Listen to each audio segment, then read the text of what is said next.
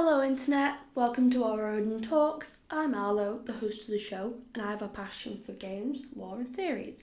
In today's episode, we'll be discussing the lore of Five Nights at Freddy's, specifically focusing on what is revealed in the completion ending of Five Nights at Freddy's 6, more commonly known as Pizzeria Simulator.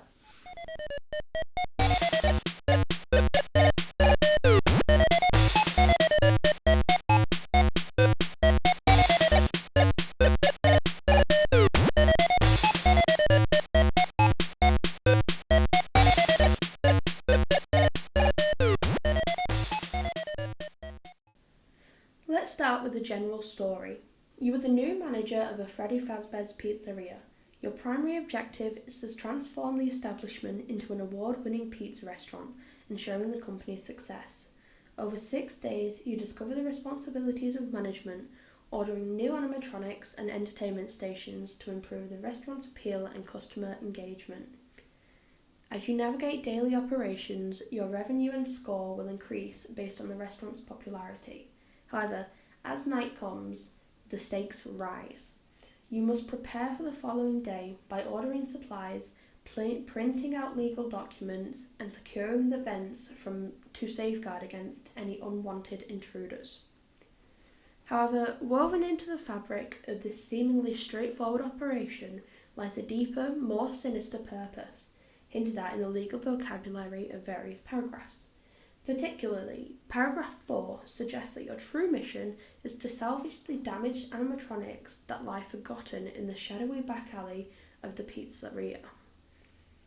If you successfully retrieve all of the animatronics, you will unlock a new and thrilling conclusion known as the completion ending. Achieving this requires not only an intelligent approach to salvaging these lost animatronics, but also maintaining the financial health of your restaurant and surviving the harrowing nights as a vigilant security guard. As the narrative unfolds, a realization occurs to you.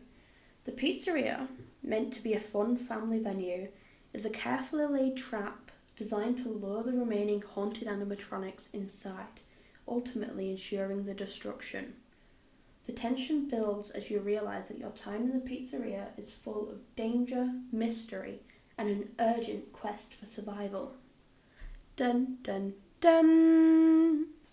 Now, let's dive in and discuss a direct quote from the completion ending. Connection terminated.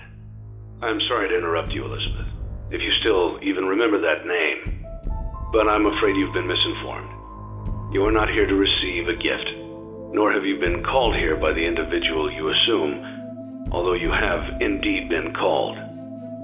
You have all been called here, into a labyrinth of sounds and smells, misdirection and misfortune. A labyrinth with no exit, a maze with no prize. You don't even realize that you are trapped. Your lust for blood has driven you in endless circles, chasing the cries of children in some unseen chamber, always seeming so near, yet somehow out of reach. But you will never find them. None of you will. This is where your story ends.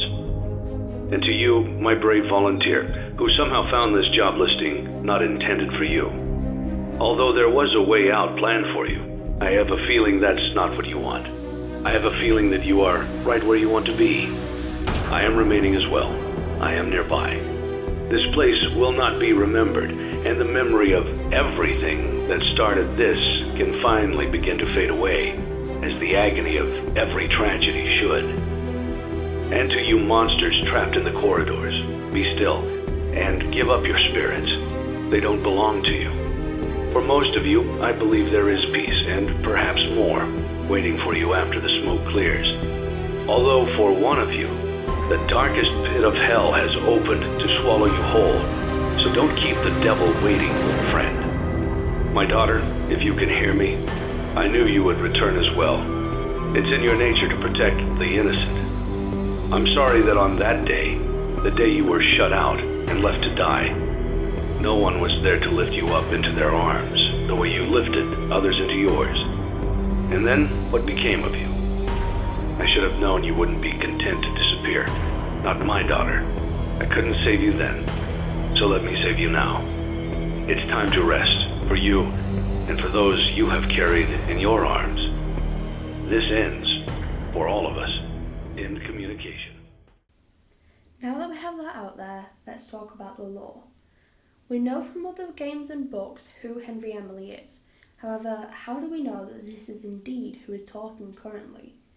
The way that we know is how the ending is reached. To reach this ending, you have to bring all of the animatronics into the pizzeria and salvage them successfully. Then, you must survive through the night. When your tasks are eventually over and you log off, you will hear Scrap Baby talking about the player being lured into a trap. Henry interrupts her and tells her that this is the other way around. Again, we still don't know how this is Henry. Well, to find that out, we have to complete the Insanity ending too. This ending is fulfilled by buying the Egg Baby data archive.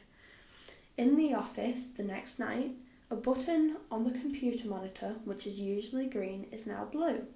Pressing this causes an audio recording called HRY223 to start playing, in which Henry Emily talks of his past with William Afton, his regrets, and his plans. While this is playing, blueprints for a machine called the SCUP or Scooper, the RASC, and the LEFTE show up on your screen. After this ending, a cartoon plays with tutorial unit saying you have seen things you shouldn't and prevented a resolution to a messy problem. Thus, the player is fired, given a certificate of insanity to cover up any dead ends, and is sent off to get a lobotomy. Following this drastic turn of events, it's important to understand the role of Scrap Baby, or also known as Elizabeth in this game, as she adds depth to the story and the player's experience. Elizabeth Afton is a key character in the Five Nights at Freddy's series, connected to the lore surrounding the animatronics and their backstories. She's a daughter of William Afton, also known as the Purple Guy, who was involved in the creation and the death of the haunted animatronics. Elizabeth's story is tragic. She was drawn to the animatronic named Circus Baby, who was designed to interact with children. However, because of a malfunction, Circus Baby kills Elizabeth, trapping her spirit inside the machine.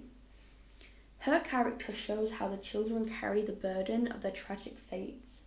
In Pizzeria Simulator, we see her struggle through the dialogue and interactions, further demonstrating the emotional deepness and complicatedness of her character, one that seeks both revenge and redemption, making her an essential part of the Five Nights at Freddy's lore. Because of her unfortunate fate, trapped inside Circus Baby, Elizabeth does turn slightly evil, longing for revenge and freedom. This quote, which is heard in Sister Location, a game about Circus Baby, further confirms this. But if we looked like you, then we could hide. If we looked like you, then we would have somewhere to go. The scooper only hurts for a moment. That last part of the quote is particularly fascinating, as it is both confusing and somewhat enlightening. The text shows how different her character is, highlighting her struggle between wanting revenge and the tragic situation she's caught in. The complexity adds to her story and helps the audience connect with what she's going through. As we dig deeper, we should look into the themes of isolation that run through the game. Elizabeth's time inside the animatronic's belly reflects her inner turmoil and also says something about the bigger issue of being trapped and wanting to break free. By checking out these themes, we can better understand what drives her character and the overall story of Sister Location. While we're talking about Sister Location, we have to talk about the sister in that location. And to do that, we have to listen to a different part of the main quote once again. And to you, my brave volunteer, who somehow found this job listing not intended for you. Although there was a way out planned for you, I have a feeling that's not what you want. I have a feeling that you are right where you want to be. Henry is talking to the security guard, who is assumed to be Michael Afton. But who is that? Well, Michael Afton is a prominent figure in the Five Nights at Freddy's series, and his character arc is deeply entwined with the franchise's lore. Throughout the games, he experiences important development and undergoes a tragic journey. In Pizzeria Simulator, he accepts the role of the manager and is tasked with salvaging animatronics that are haunted by the spirits of the children who are victims of his father's activities. Throughout the game, it becomes clear that Michael is trying to atone for his father's sins, particularly in his efforts to free the souls trapped within the animatronics. The multiple different endings in the games hint at his ultimate destiny, where he faces the consequences of his father's legacy and the tragic events that unfold at Freddy Fazbear's Pizzeria. And although throughout his entire life he has been trying to make up for his own and his family's mistakes, he still ends up dying in the fire that kills the rest of his unfortunate family. And that is tragedy, if I do say so myself. So we know that Five Nights at Freddy's 6, in almost all of the endings, finishes with Michael, the security guard, setting fire to the premises and all of the people and animatronics inside dying. They get burnt to a crisp. However, what does that mean for the future of the series? Well, we can answer that now because there are future games where we actually know what happened to finish it all off. In Security Breach, one of the more recent games, the underneath of the Mega Pizzaplex, which is the place where the game is set, there is a burnt down old-fashioned pizzeria which perfectly matches up with everything that we see in Five Nights at Freddy's 6. And I think that's really interesting because one of the main characters in Security Breach, Glamrock Freddy, goes down and says that his friends miss him and that he's been down here and he remembers. I know what this is. I have been here before. She brought me here.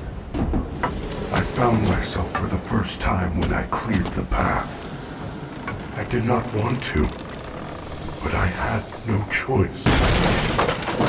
Now I have a choice. I have changed. My friends are here. They are so angry, confused.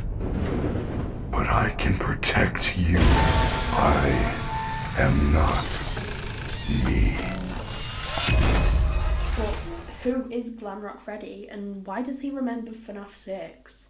That doesn't make any sense because he's a new animatronic. Well, to find that out, I guess you'll have to listen to the next episode.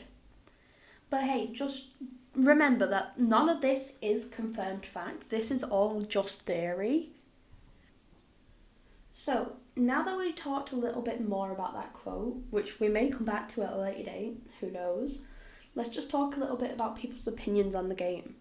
Now, personally, I really enjoyed this game when it came out. The lore was thorough, there was all sorts of new and old characters, and it just really made me happy to play a horror game with such a childish, fresh feeling to it. I did a survey and I handed it out to some people and the results were pretty interesting. The results of the survey were actually quite interesting. While most people had actually heard of Five Nights at Freddy's, they hadn't heard of any of the lore. They'd just seen some of the memes or the people who were making fun of others for like watching it or playing it or doing whatever, and that makes me really sad because it's such an in-depth game. There's so much to talk about and you really can go about it for ages. We haven't even scratched the surface of most of the lore. Scott Cawthon is really hitting us on the head with this. Even though majority of the people who completed my survey said that they hadn't researched any of the lore or anything involving it, there were quite a few who said they had. However, when we actually took a look closer at that, it wasn't that detailed. There wasn't a lot of lore that they could actually talk about confidently. I mean, Five Nights at Freddy's is such a massive series at this point. It's been 10 years since the first game came out. There's 11 or 12 or 13 games. There's over 30 books. It's a massive timeline and a massive thing to understand. But it's so much fun to just do some research. It fills your mind with things and it entertains you. It really does. So if there's one thing that I could suggest from this podcast, it's go and do some research for yourself. There's a lot of places out there online that could easily get you what you want. For example, if you wanted to watch some videos on the lore, you could search up Game Theory because they do really good, really complicated episodes about the timeline of Five Nights at Freddy's. Any lore that you can think of. They've done one about Five Nights at Freddy's 6, specifically the completion ending, just like I'm doing. Now, I am going to just quickly move off of Five Nights at Freddy's 6 to talk a little bit about my own preferences. Now, my favourite game in the Five Nights at Freddy's series is probably Security Breach Ruin or Help Wanted 2, and that is because of the lore. There is so much that you can find from just looking at like trailers, or you don't even have to play the game for yourself. You can just look at images or watch other people playing them, and you can see and hear and find so much stuff to entertain you for hours. It's brilliant. One of the main reasons why I enjoy Five Nights at Freddy's Help Wanted 2 is because of the plot twists. There's so many of them in the game, and you really do not expect them coming, especially for a franchise like this. Thank you so much for joining me for this episode of ARODEN Talks. I appreciate your support and encourage you to follow the page and catch the upcoming episodes for more engaging discussions. If you're up for a challenge and believe that you can survive the thrills of Five Nights at Freddy's Pizzeria Simulator, then go ahead and download the game. Test your skills and see if you have what it takes to make it through the creepy atmosphere and unexpected scares. Thanks for listening.